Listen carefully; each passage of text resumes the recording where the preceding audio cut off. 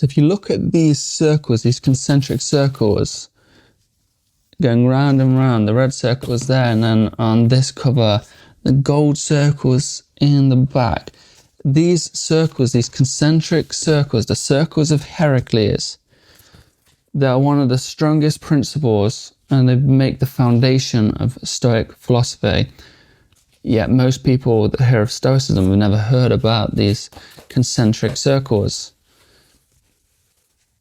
These circles, the circles of Heracles, are the circles of concern.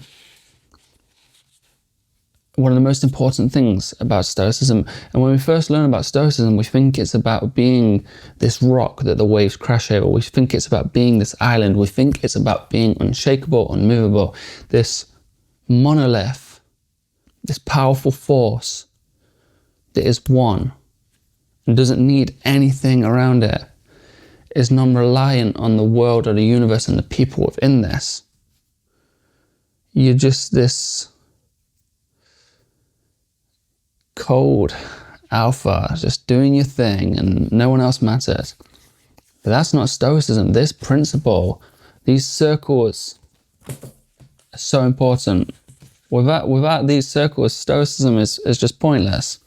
So this is Stoicism from scratch. And I'm showing you these circles because I could have just put a picture up, but I just wanted an excuse to show different translations of my book that include these circles. That was actually a choice from the publishers, which I thought was very interesting. It shows that they know a thing or two about Stoicism. But anyway, in previous lessons, 3 previous lessons, we spoke about, number 1, what is good? Virtue is good, vice is bad, but virtue being justice, wisdom, courage, and temperance, the things within your control. Then the next lesson we spoke about the dichotomy of control. What is within your power, what is not within your power. And then we spoke about memento mori, and the topic of your own mortality. So this is Stoicism from scratch. Within 10 lessons, you should understand the whole of Stoicism. And of course, today's lesson is powered by Huel. If you have any interest in Huel products or want exclusive offers, wait till the end of this lesson. I won't interrupt this lesson with any more things like that. So, Marcus Aurelius has this quote in his Meditations. He says, "Men are born for the sake of one another, either teach or tolerate." And this is my copy of the Meditations. It's just a beautiful book. And you'll see here some notes on the first page. I made these notes a long time ago. And you'll see the concentric circles, and there's some important writing in there that you probably can't read, but I'll explain it. I'm just going to read some notes from this page that will help explain this a little bit. So, described by Cicero's Laelius, gaining friends who reciprocate your affection is second in importance to being wise and good. It is the most valuable, indifferent. So remember the first lesson we said the only good is virtue. Of course, wisdom is this. Everything else is indifferent. But Cicero, who is an important figure in Stoicism, says that this is the second in importance to virtue. This is, so we said virtue is the most important. This is just there. And then you should seek wise and good friends / mentors. In Zeno's ideal republic, Zeno is the founder of Stoicism. It was full of sages who lived in friendship, and in Seneca's letters. Seneca was a famous Stoic, and he was also taught. He mentored Emperor Nero. In his letters, even a Stoic sage wants friends, although they are content and self-sufficient without. The Stoic attitude is that of benevolence. It is likely that Aurelius viewed all as a brother / sister, or even an extension of himself. And this is a quote from the Meditations. "The soul of a man harms itself when it turns away from another human being." So, these circles are the circles of Heracles. And I'll show you here whilst I'm reading the circles from the middle outward. You have self in the center circle, then family, then local community, then country, then whole of humanity, the totality of humanity.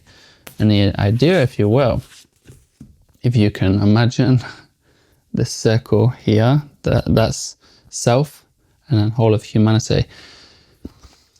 beginning in the early stages of your life, you can have your concerns upon yourself. You care for yourself, you love yourself, you become a good person. You take ownership of your life, you take control of your life. And that is your circle of concern. But as you grow, you start to bring those circles into your center of concern. So as much as you was once concerned about self, you bring that concern, your family, into that circle of concern.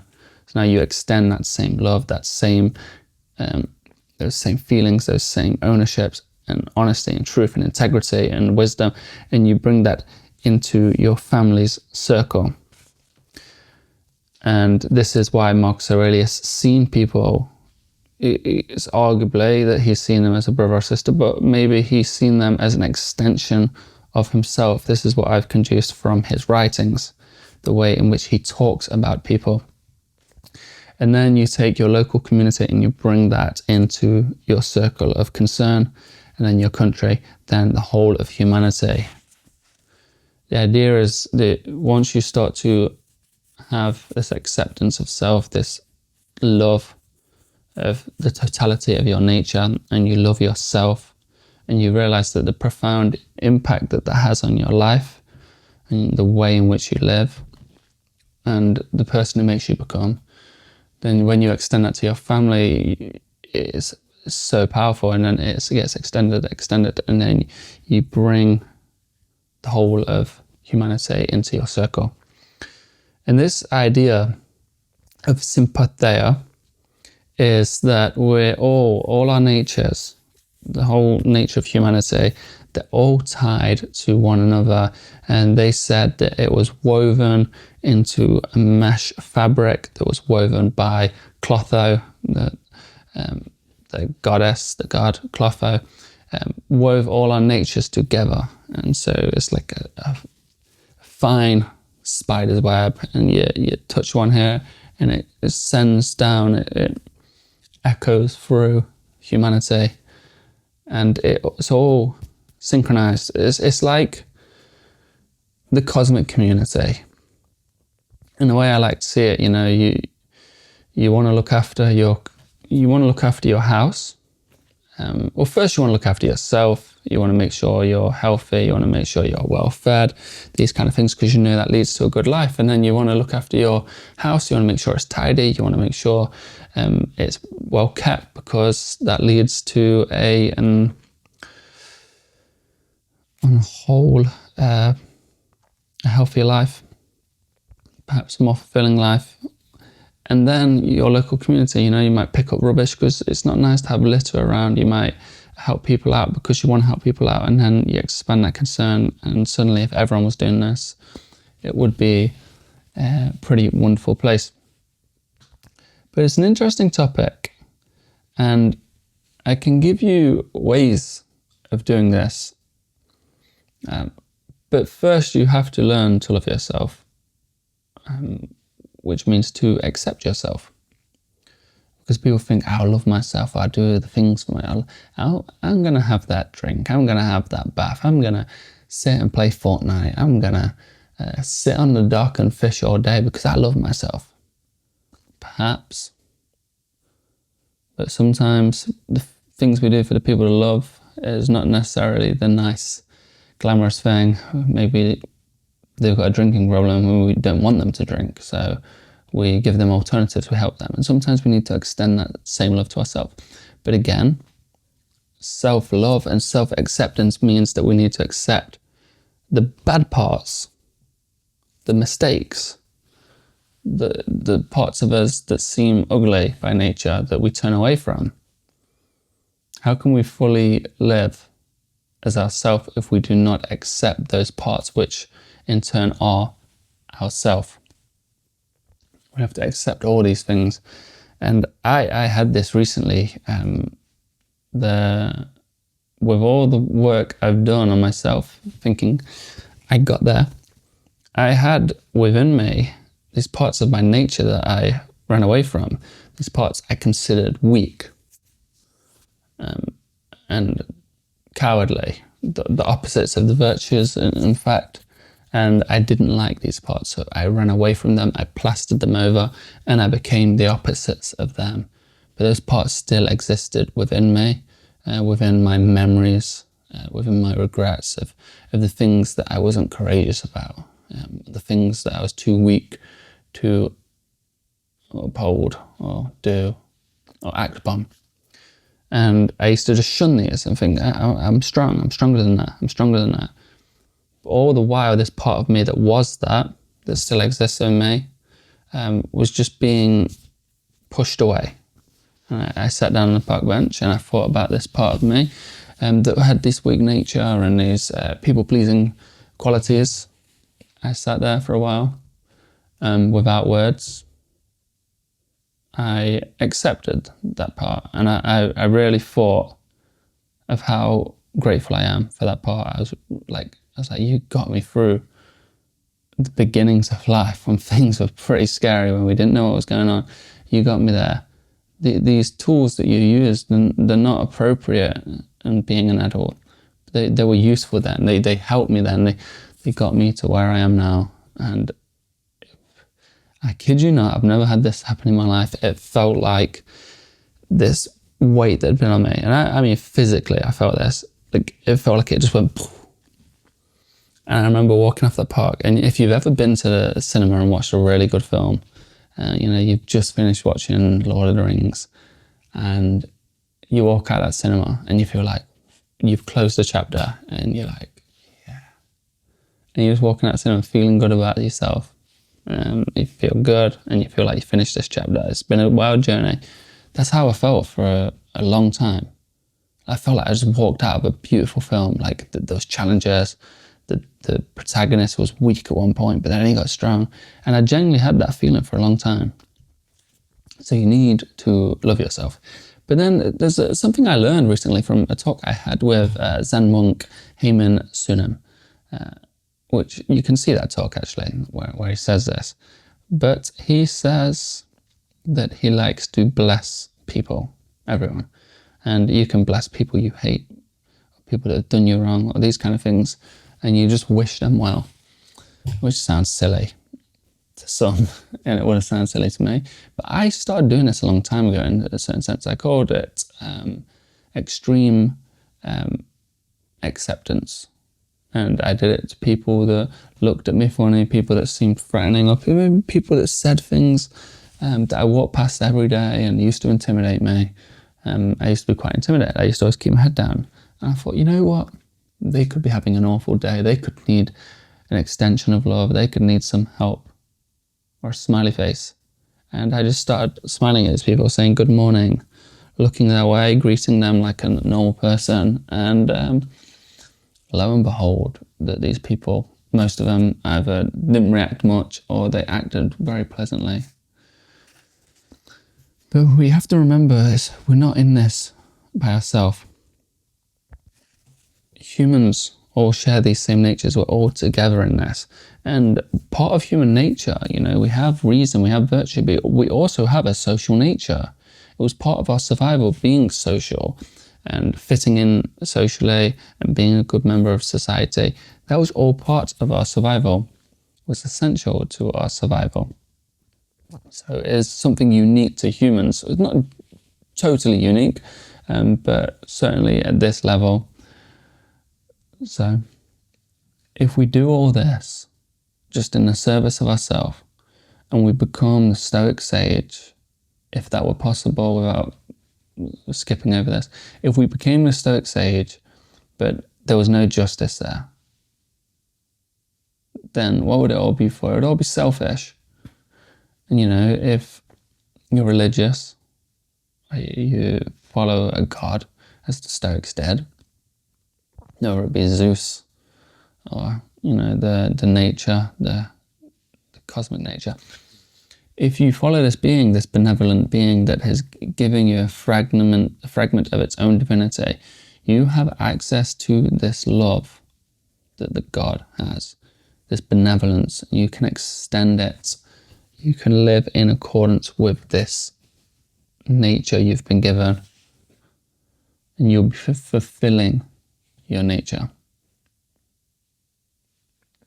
and helping people to fulfill theirs and helping people cope with their pain and their suffering and helping people to get over the pitfalls and the shadows that hold them back. So just remember this, think as your task. Just have this concern for people. And it can start simply with your very family. Think how you can help them and love them and do right by them. And hopefully this lesson was important. I'm just seeing if there's anything else. Oh yeah, I wrote in my book that by behaving in this way, we increase our own empathy for and understanding of others. We live in a society where empathy is offered before hostility and suspicion. We feel more bonded to those other people we see rather than threatened or alienated. We experience less fear, anger, and self-consciousness. Our mental health improves because we live in what we see as a safer, closer community. We do live in a safer, closer community. So you have to think, this idea of sympathia. We're all tied together by our natures and the simple fact of our existence. Really, we're much more connected than we are led to believe. After hours of scrolling on our phones, it can sometimes seem hopeless to take all the steps necessary to see and engage with people face to face. But a good life involves remembering the connectedness of humans and how much we all thrive among those connections. So if you start considering that instead of people being your potential enemy, every single person in the world is a potential friend, or better yet, a sister or a brother in humanity. How does that sound? The Stoics understood that people feel better the more connected they are. They also acknowledged that not everyone will feel the same or behave according to the four virtues. So how do we get along with others that might still be committing crimes or breaking moral codes? Marcus Aurelius says in his Meditations, men are born for the sake of each other, to either teach or tolerate. In other words, we are here to help each other out, and part of that means we have a choice to silently accept other people's behaviours, or we can have responsibility to educate them in ways they can do things better and follow the four virtues. Revere the gods. Look after each other. Life is short. The fruit of this life is a good character and acts for the common good. Marcus Aurelius. So that is the fourth lesson on this. Sympathia. Hopefully you learned quite a bit. And I don't like to make cuts or pauses in these videos. I tried to do them in one go, but the phone kept cutting out. So I had to, unfortunately. I've got because it's past midnight, so my clock keeps ticking, giving me 10 minutes. I could have turned it off, but I didn't. But the video's done now. I thought I'd do it faster than that. So hopefully it helped. And I'll see you in episode 5, lesson 5. I've got more talks on the way of people, and I've got some exciting projects that I'm really working on. It's where I'm putting a lot of my energy, but it's just taking time. When you do something new, it doesn't go well. Anyway, something I'm just curious to know actually is how you're doing on your journey. And not just Stoicism. I like to hear your journey in Stoicism, how Stoicism's helped you. Let me know in the comments. I'd love to see that. 'Cause I might do a video on that actually. I want to show the real world implications and impact of Stoicism. But thank you for listening and have a wonderful day. Today's lesson was powered by Huel. If you, like me and many other people around the world, just living busy lives, struggle to get in your daily nutrition, then Huel Black Edition is a game changer. Most products that support daily nutrition are just packed full of low quality ingredients, but not Huel Black Edition. Each serving delivers 40 grams of plant-based protein, along with 26 essential vitamins and minerals, all carefully selected by Huel's expert nutritionists. I implement Huel into my daily life, especially the daily greens each morning, because I like them as part of my routine. I like the taste, I like the health benefits that I feel, and it's quick, easy, and it stops me reaching for those unhealthy snacks and spending unnecessary money and time on unhealthy snacks and fulfilling these cravings. So if you're ready to invest in your health, go to the link in the description for exclusive offers. Thank you for listening to today's video. I hope this lesson was helpful.